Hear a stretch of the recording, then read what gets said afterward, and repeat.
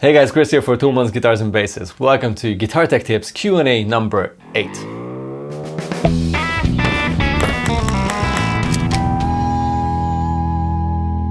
In case you have any questions and would like to end up in one of these Q&A videos, or you have any experience you want to share with us, it's awesome to see this community growing. Meet you down there in the comment section, of course, and let's get into this one. The first comment is from Gulasch Günther.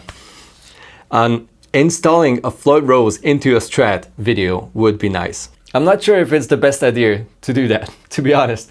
In most cases, you will have to modify that strat quite heavily. For most Floyds, the posts will not be in the right position, and you'll probably need to close those holes and re-drill them for the Floyd posts. And also you will have to route the body behind the current smaller routing of a strat, especially if you want to pull the trem, the Floyd Rose, because you need clearance behind it. So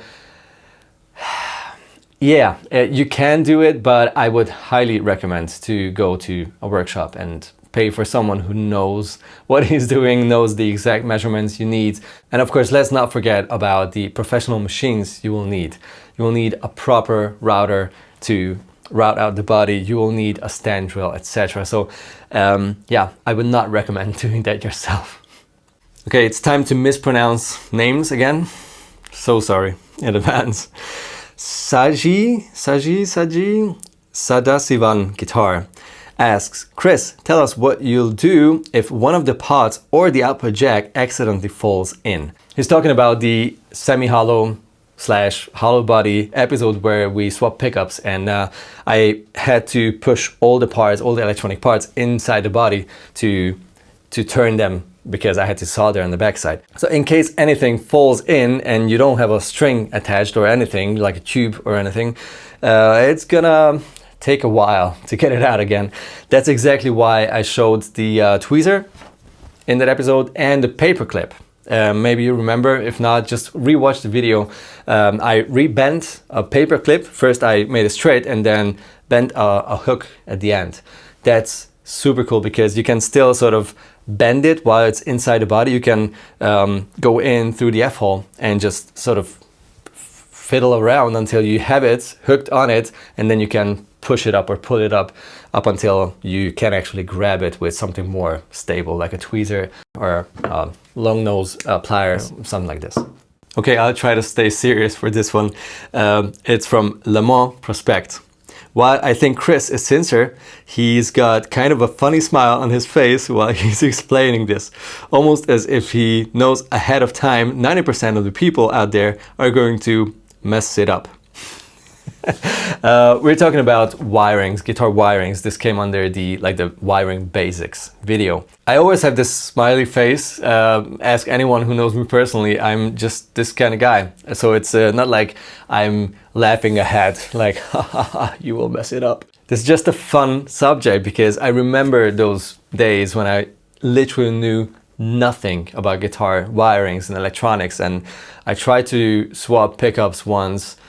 You don't want to see what happened inside the cavity, and someone had to save my guitar for me. Like, if I had the chance to watch videos like this 20 years ago, I would have been so happy. And it's just a nice thing to try to help out some of you guys. And you know, if one or two person learns something after our videos, I'm already super happy. So that's why I'm smiling. I'm just that kind of guy. And also one more thing about this comment: don't be that worried about, like, let's say it's an inexpensive guitar, something that's sort of not working anyhow, and you just want to train on it.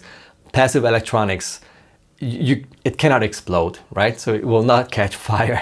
The worst thing that could happen is that there's no sound coming out of the guitar and you mess it up to a point where you just cannot redo it, like cannot go back. Just be prepared to mess up things at the beginning. And of course, learn as much in theory as possible before you even start. Matt Allen has a really good question about the Seymour SH4, the JB humbucker. Hi Chris, do you recommend a 250K or 500K pot for a Seymour JB? I read somewhere that they can be really bright with 500K.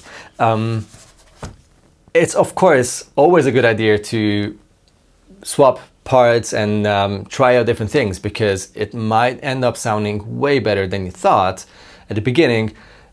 Even if most people will say like, no, stick to 500K for humbuckers. You never know. I had a Strat for a long time where I had two single coils and a single coil sized humbucker in the bridge position together, and I stick to 250K volume and tone pots, and it sounded absolutely perfect. So it can work. It also depends on the rest of the pickups in the guitar. If it's like a double humbucker guitar and you don't want the neck pickup to sound too woolly, I would stick to a 500K for sure. If it's like an HSS kind of guitar, or the neck pickup is super thin sounding anyhow, you can of course try it with the 250K. If you want to stick to a 500K pot for the JB, because it's a double humbucker guitar and it just makes more sense, you can still get rid of some of the treble. For example, the JB is super hot anyhow. If you have this pickup way too close to the strings, it's gonna be A, super loud, and B, not too articulate, to be honest, because it just has all of the frequencies, like all of them.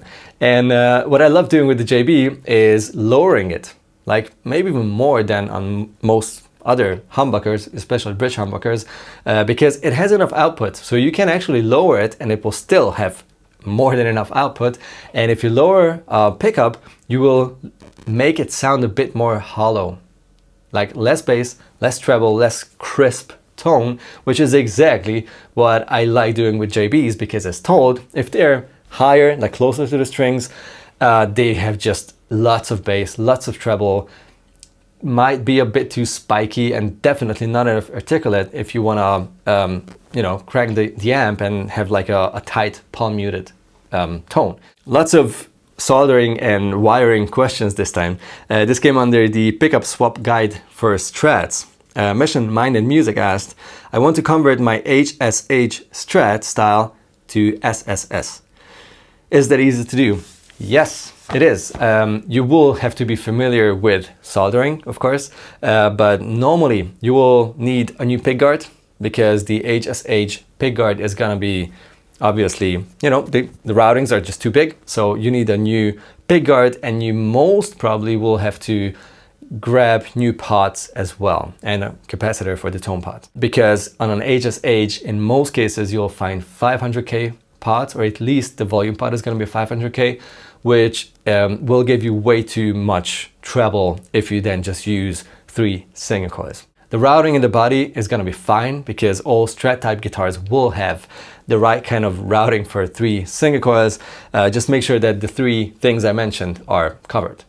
And the last one is a fun one. It's from Frankie Boy. Hey Frankie Boy, we appreciate your comments. Thanks a lot. I love that you're not creating loops at the end of the wires in order to make them stay in place for soldering.